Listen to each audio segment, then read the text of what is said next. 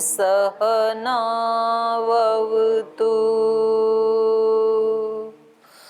सहनौ भुनक्तु सह वीर्यं करवावहै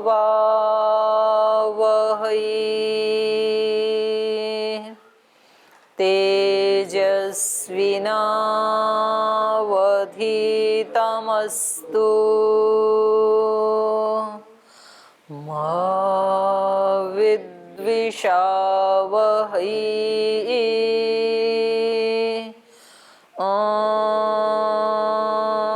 व्रतानां व्रतपते व्रतं चरिष्यामि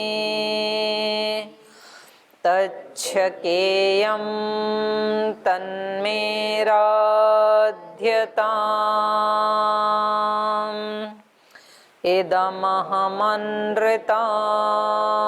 सत्यमुपैमि ॐ शान्ति शान्ति शान्तिः।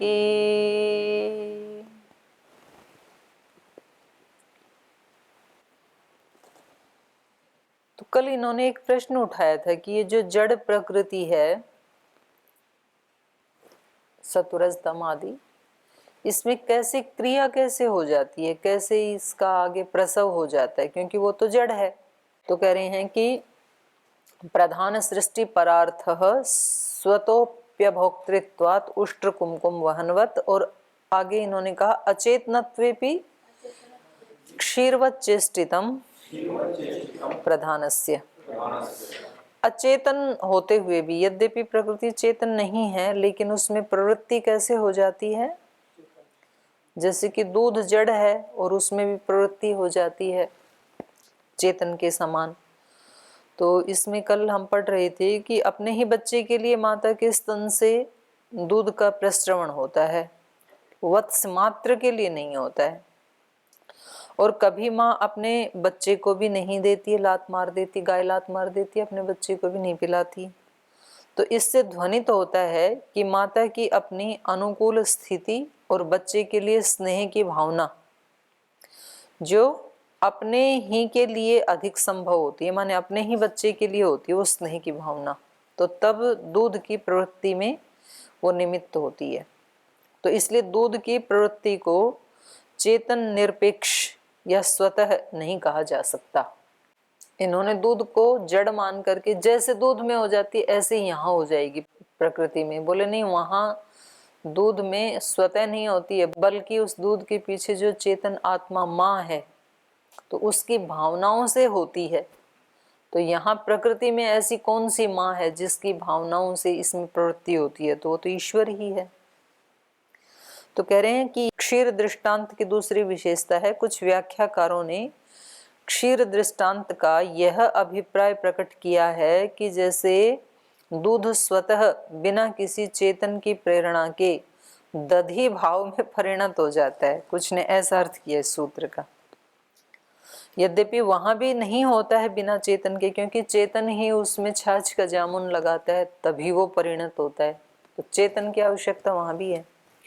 तो ऐसे ही प्रकृति की स्वतः प्रवृत्ति होती है, लेकिन वस्तुतः देखा जाए तो दूध का दधी रूप में परिणाम स्वतः नहीं होता। यदि दूध को जैसे ही निकाला जाता है, स्वतः परिणत होने के लिए छोड़ दिया जाए, तो उसका दधी रूप में परिणाम नहीं हो सकता। हो सकता है वो खराब हो जाएगा, फट जाएगा, लेकिन दही नहीं बनेगा।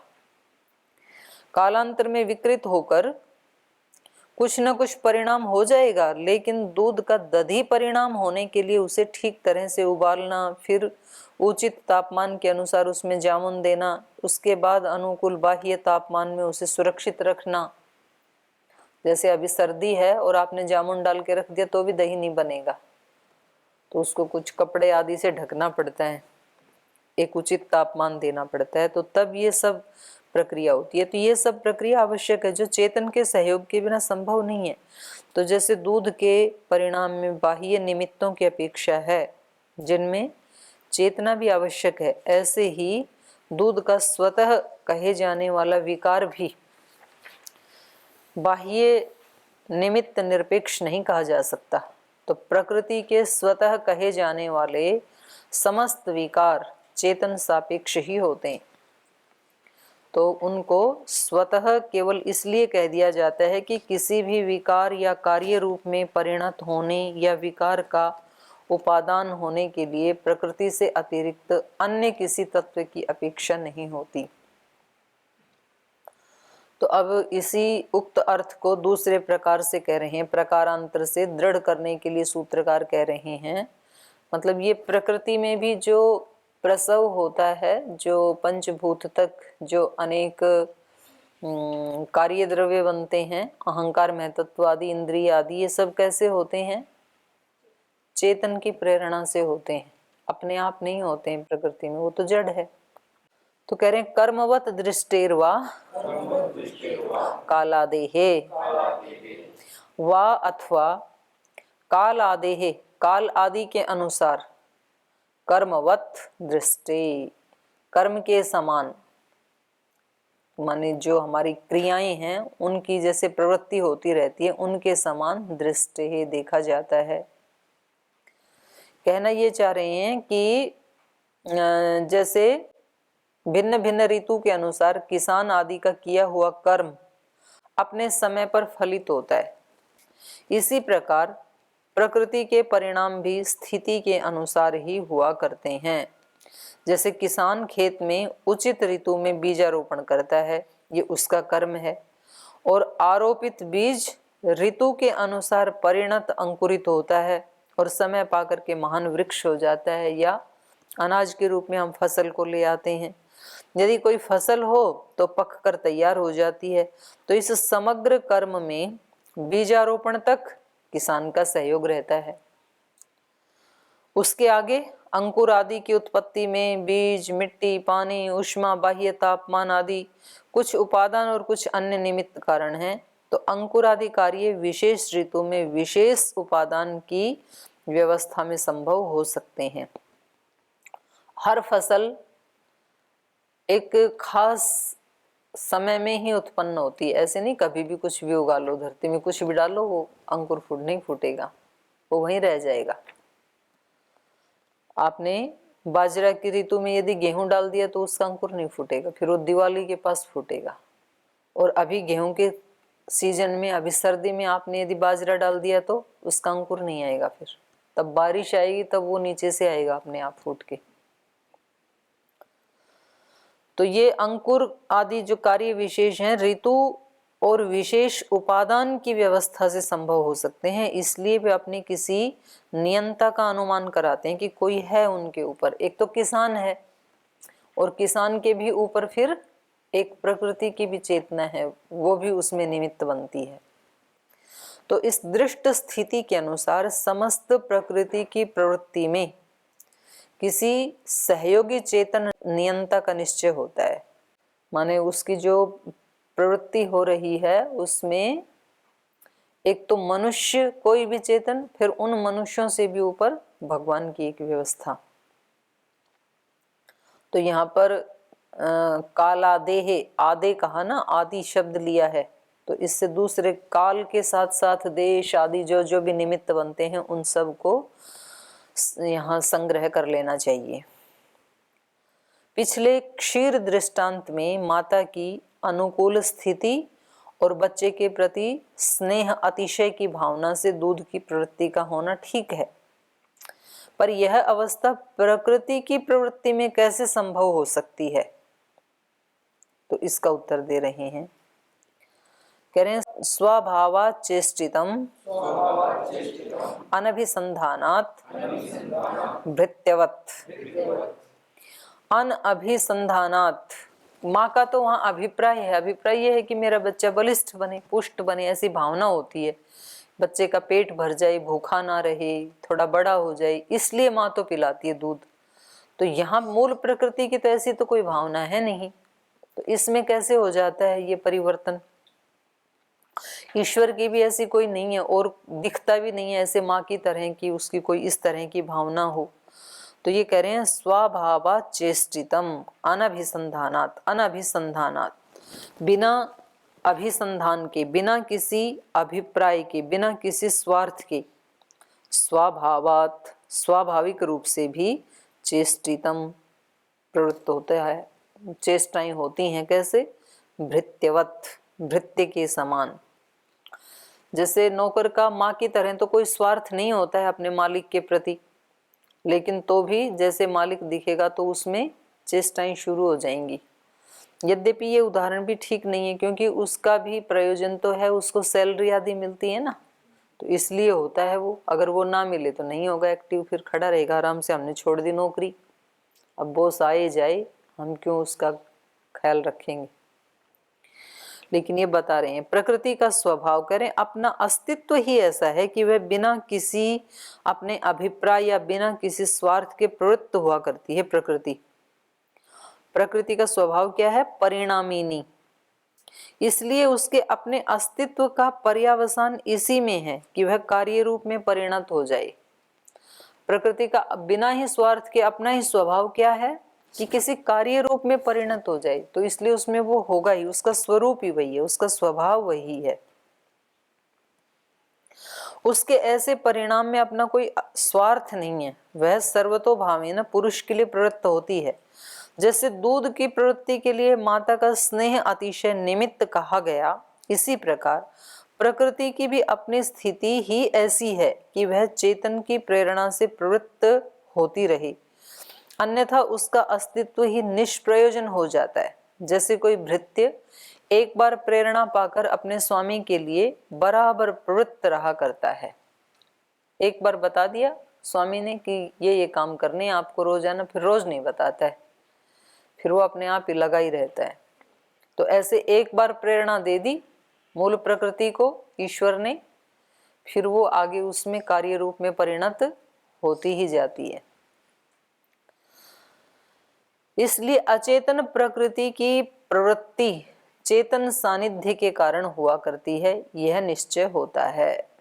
एक बार तो उसने प्रेरणा दे दी, फिर उसके बाद अपने आप उसमें, जब तक वो पूर्ण रूप से अपने आप को अभिव्यक्त ना कर ले, तब तक उसमें चेष्टा होती रहेंगी स्वाभाविक रूप से।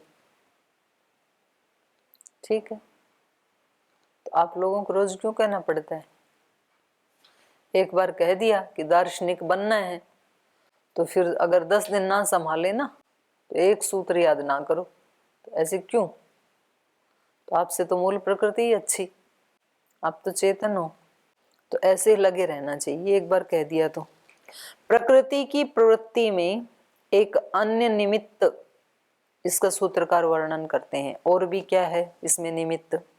कर्मा कृष्टेर्वा अनादितः, अनादितः कर्मा कृष्टे, अनादि काल से कर्म आकृष्टे, कर्मों के आकर्षण माने उनके प्रभाव से भी प्रकृति में प्रवृत्ति हुआ करती। संस्कार जो बनते हैं ना, वो बात कह रहे हैं। तो संस्कार भी व्यक्ति से वो काम करवाते हैं बिना स्वार्थ के भी। जैसे किसी व्यक्ति के संस्कार बन गए कि वो दिन में सोता नहीं है, खाली रह नहीं सकता है, तो उसको कहीं भी छोड़ दो, कुछ ना कुछ काम निकाल ही देगा वो। उसको उसके कमरे में भी बंद कर दें तो कहेगा क्या ठीक मौका है, चलो आज अलमारी साफ कर लेते हैं। तो सब कपड़े कुपड़े बाहर निकालेगा, उसको साफ करेगा, फिर जचाएगा। कुछ भी नहीं है तो भी कुछ काम निकाल लेगा। क्यों? संस्कार ऐसे हैं। और यदि संस्कार आलस से प्रमाद के हैं तो कितना भी काम पड़ा रहे तो देखी जाएगी, बाद में देखेंगे इसको, आज तो पहले नींद निकाल लेते हैं, बंद कर दिया तो संस्कार भी हमें जबरदस्ती हमारे से वैसे वैसे काम करवा लेते हैं। तो ये कह रहे हैं कर्मों का क्रम, हमारे जो कर्म है उनका क्रम अनादि है। आत्मा कर्म करता है, उसके अनुसार फलों को भोगा करता है, और कर्मों को करने और भोगने के लिए जगत की स्थिति आवश्यक है। तो इस प्रकार अनादि कर्मों का आकर्षण या प्रभाव भी प्रकृति की प्रवृत्ति में निमित्त रहता है। प्रधान की प्रवृत्ति और उसके निमित्तों का वर्णन किया गया। इस प्रसंग में प्रधान की निवृत्ति के कारण का बोले ये प्रवृत्ति तो ठीक है, हो गई, स्वभाव से हो गई, ईश्वर की प्रेरणा से हो गई, हमारे जो कर्म हैं उनके संस्कारों से हो गई। तो ये बताओ निवृत्ति कैसे होगी? ये तो चलती रहेगी, क्योंकि संस्कार बनते रहेंगे, क्योंकि परमात्मा को कहीं जाना नहीं है, वो प्रेरणा देता ही रहेगा, क्योंकि स्वभाव उसका बदलना नहीं है। तो ये हटेगा कैसे? कोई तो साधन दिख नहीं रहा हटने का। हम थोड़ा भोगते हैं उतने ही तो कर्म और ज्यादा बन जाते हैं। तो ये तो सारे ऐसे लग रहा है कि ये तो रुकेगा ही नहीं कभी। तो अब उसका निवृत्ति के कारण बता रहे हैं। विविक्त बोधात सृष्टि निवृत्ति ही प्रधानस्य सुदवत पाके। कह रहे हैं नहीं, रुक भी जाती है ये। विविक्त बोधात, विविक्त माने भेद का बोध होने से, विविक्ति विचिर पृथक भावे, मैं अलग हूं, शरीर अलग है, ये विविक्ति, ये भेद हो जाए, इसका बोध हो जाए। विविक्त बोधात, जड़ चेतन का भेद का बोध होने से सृष्टि निवृत्ति ही, तो भी सृष्टि की निवृत्ति हो जाती है, क्योंकि ये तो अज्ञान ही इसका मूल कारण है, उसी से चल रही है। और अज्ञान के क्लेश के जो स्वरूप बताए हैं उसमें एक अस्मिता दोष भी है ना। अस्मिता का लक्षण क्या है? अस्मिता का सूत्र बोलो। हैं? दृक् दर्शन शक्ति और एकात्मते व अस्मिता। दृक् शक्ति और दर्शन शक्ति को एक ही मान लिया, ये तो अस्मिता है, और उसको अलग अलग जान लिया, ये विविक्ति है। विविक्ति का बोध होने से सृष्टि निवृत्ति, सृष्टि की निवृत्ति हो जाती है। प्रधानस्य, प्रधानस्य सृष्टि निवृत्ति, प्रधान की जो सृष्टि है उसकी निवृत्ति हो जाती है। कैसे? पाके सूदवत, जैसे पाक क्रिया संपन्न हो जाती है तो सूद मतलब पकाने वाला, वो क्या हो जाता है? निवृत्त। जो पाचक है तो पाचन क्रिया करने के बाद वो निवृत्त हो जाता है, मेरा काम खत्म।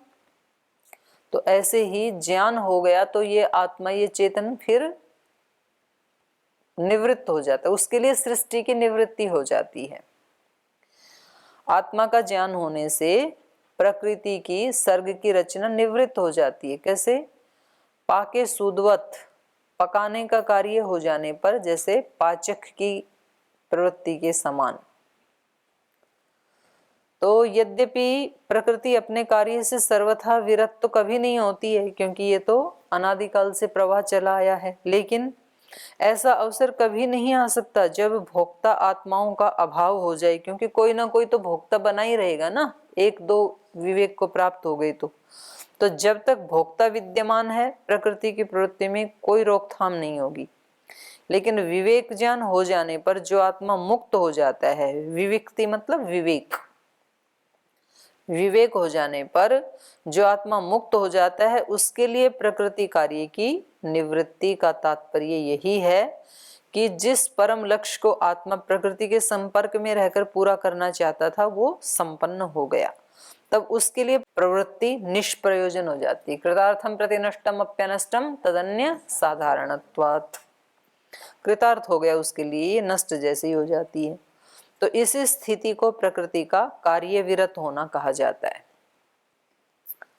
इससे यह स्पष्ट है कि जिस व्यक्ति को आत्मज्ञान हुआ है वही मुक्त होगा, शेष आत्माओं की स्थिति पूर्ववत बनी रहेगी और उसके लिए प्रकृति की प्रवृत्ति बराबर वैसी ही चालू रहेगी। तो इस अर्थ को सूत्रकार कह रहे हैं इतर इतरवत तद्दोषात्। कह रहे हैं जो मुक्त नहीं हुआ, ऊपर वाले सूत्र में था विविक्त बोधात, विवेक ज्ञान जिसको हो गया उसके लिए तो निवृत्ति हो गई, और इतर जिसको विवेक ज्ञान नहीं हुआ, इतर इतरवत, तो वो दूसरे अज्ञानियों की तरह से वो तो लगा ही रहेगा सृष्टि के साथ। इतर इतरवत तद्दोषात, तद्दोषात मतलब भेद का या अविद्या का दोष होने के कारण, क्योंकि एकात्मता किसके कारण है? दृक् दर्शन शक्तियों और एकात्मता एवं अस्मिता, अस्मिता दोष के कारण है ये।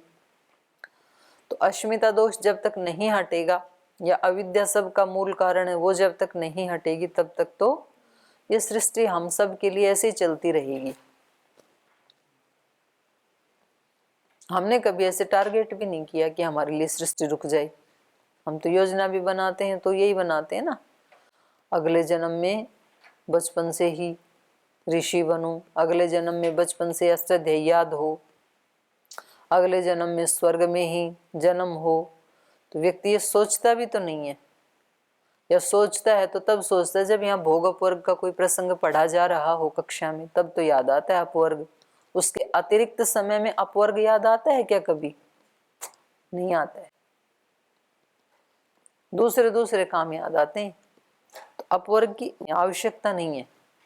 तो कह रहे हैं इतर इतरवत तद्दोषात। इतर माने जो बद्ध आत्माएं हैं वो इतरवत दूसरी बद्ध आत्माओं के समान ही प्रकृति के संपर्क में बना रहना चाहती हैं। तद्दोषात उसके अविवेक के कारण।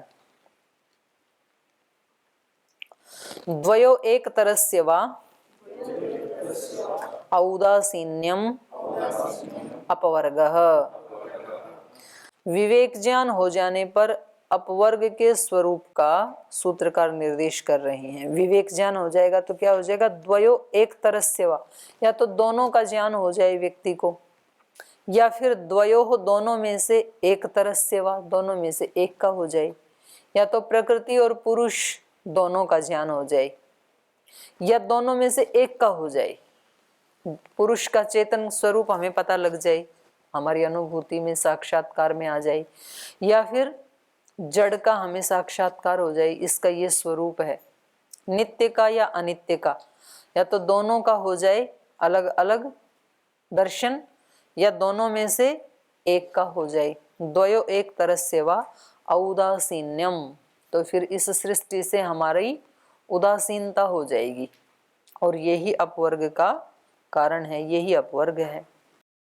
तो दोनों में से एक को जान लो, किसी को भी जान लो, फिर उससे शेष जो रह गया वही दूसरा है परिशेष न्याय से। पुरुष को जान लिया, यदि पुरुष के सब गुणों का पता लग गया कि मैं चेतन हूँ, ये पता लग गया, हमें साक्षात्कार हो गया, आत्म साक्षात्कार, चेतन हूँ, निर्लिप्त हूँ, सदा शुद्ध ही हूँ, कभी मेरे अंदर अविद्या अज्ञान आदि आ सकता ही नहीं है, पॉसिबिलिटी नहीं है ना, क्योंकि जो निर्लिप्त है उसमें कोई अज्ञान को चिपकाएगा कैसे। तो इसका एहसास हो गया व्यक्ति को, तो अब फिर वो वर्षों की योजना थोड़ी बनाएगा कि मैं कुछ 5-10 वर्ष गायत्री का जाप करूंगा, ओंकार का नाद करूंगा, समाधि लगाऊंगा, तब कहीं जाकर के मुक्त होऊंगा। ऐसे तो योजना बनाते हैं ना साधक। और इसको ज्ञान हो गया कि मैं तो स्वरूप से ही मुक्त ही हूं, मैं कभी बंध सकता ही नहीं हूं, ऐसा इसको साक्षात्कार हो जाए अपने स्वरूप का। तो कुछ कुछ को बिना पढ़े हो जाता है साक्षात्कार, या तो पिछले जन्मों में पढ़ा होगा। तो कुछ ऐसे भी हमें योगी सन्यासी दिखाई देते हैं कि उन्होंने इस जन्म में कोई वेद शास्त्र, कुछ डिग्री डिप्लोमा कुछ नहीं किया, उनको साक्षात्कार हो गया। तो या तो पहले पढ़ के आई, रमण महर्षि हैं, रामकृष्ण परमहंस हैं, ऐसे बहुत सारे महापुरुष हैं। तो वो कह रहे हैं ऐसे यदि साक्षात्कार हो जाए अपने स्वरूप का, या फिर प्रकृति का हो जाए। अब प्रकृति भी तो हमें रोज सिखाती है ना कि हम जिन चीजों को पकड़ना चाहते हैं वो हमारे हाथ से छूटती जा रही हैं। तो आज तक का अपना जो अनुभव है उसको कभी 1-2 घंटा शांति से बैठ करके रिपीट कर लेना कि कितनी चीजें पकड़नी चाहिए थी और अभी कितनी हैं हमारे पास, और वो कैसे छूट गई। और आज जिनको अपना मान रहे हैं वो सदा हमारे पास ही रहेंगी कि छूटने वाली हैं। प्रतिपल छूट ही रहा है, जीवन का स्वरूप हर दिन बदल रहा है, और दूसरे बदलें या ना बदलें मेरा शरीर तो बदल ही रहा है। अटल सत्य है ना ये, हर पल बदल रहा है और एक दिन बिछोह भी हो जाना है, और वो दिन कब आएगा ये निश्चित नहीं है। ऐसा नहीं है कि वो कोई बुढ़ापे में आएगा, वो दिन युवावस्था में भी आ सकता है, प्रौढ़ावस्था में भी, कभी भी आ सकता है, किसी भी पल। सुख रामताऊ जी ऑफिस में गए थे, क्या पता था वापस ही नहीं आऊंगा गुरुकुल में, पता था क्या, आराम से साइकिल पे गए थे। और ऐसे एक उदाहरण नहीं कि रोज हम कितने उदाहरण देखते हैं। पर इसकी अंदर से अनुभूति हो जाए व्यक्ति को, या तो प्रकृति की हो जाए, शरीरों की अनित्यता की, या तो फिर अपनी चेतन की नित्यता की अनुभूति हो जाए। द्वयो एक तरस से वा औदासीन्यम, तो इनसे फिर उदासीनता आ जाएगी, और यही क्या है, अपवर्ग। ये उदासीनता ही अपवर्ग है, जिसमें ना राग है ना द्वेष है। वो जो एक तटस्थ अवस्था है, चीजें जैसी हैं वैसी दिख रही हैं, यही ज्ञान की अवस्था, यही अपवर्ग है। प्रकृति और पुरुष दोनों का एक दूसरे से उदासीन अर्थात विरत हो जाना अपवर्ग है, अथवा इन दोनों में से एक तर चेतन आत्मा का विवेक ज्ञान हो जाने के कारण प्रकृति से संपर्क में न रहना, यह अपवर्ग कहा जाता है। वस्तुतः प्रकृति तो एक आत्मा के मुक्त हो जाने पर बिना किसी थोड़ी भी रद्दो बदल के ठीक उसी रूप में बराबर चालू रहती है, इसलिए उसके औदासीन्य का वर्णन औपचारिक मात्र है। आत्मा ही अपनी पहली वृत्ति स्वरूपता को छोड़कर स्वरूप में अवस्थित हो जाता है, इसलिए उसका औदासीन्य या अपवर्ग कहना वास्तविक है। प्रकृति का पूर्वोक्त औदासीन्य वास्तविक नहीं है बल्कि औपचारिक है, क्योंकि प्रकृति तो दूसरों की सेवा में बनी रहती है ना, वो तो उसका तो अपवर्ग हुआ नहीं अभी। पर यदि हमें आत्म साक्षात्कार हो गया तो हमारे लिए औदासीन्य हो गया, मतलब हमारे लिए प्रकृति नहीं है, पर प्रकृति खाली बैठ गई, रेस्ट करने चली गई, ऐसा तो नहीं है ना। प्रकृति तो अपने काम में लगी हुई है, पर हमारे लिए कृतार्थम प्रति नष्टम। अन्य सृष्टि प्रागेपि न विरज्यते प्रबुद्ध रज्जु तत्वस्य इव उर्ग। अन्य सृष्टि परागेपि कह रहे हैं, अन्य के लिए, अन्य बद्ध आत्माओं के लिए सृष्टि उपरागे, सृष्टि की रचना करने में तो, अपि का अर्थ है यहाँ पर तू, विरज्यते ये उदासीन होता है। अन्य सृष्टि उपरागे तो न विरज्यते, उदासीन नहीं होता है। अन्यों के लिए तो सृष्टि अपना काम कर ही रही होती है, लेकिन विरज्यते किसके लिए उदासीन हो जाती है, प्रबुद्ध, जो प्रबुद्ध हो गए ना उनके लिए ये नष्ट हो जाती है, सबके लिए नहीं होती है। अन्य सृष्टि परागे तू न विरज्यते, अपि की जगह, अपि का अर्थ है यहाँ पर तू, अन्य सृष्टि उपरागे न विरज्यते, अन्यों के लिए तो सृष्टि का उपराग या उदासीनता नहीं होती है।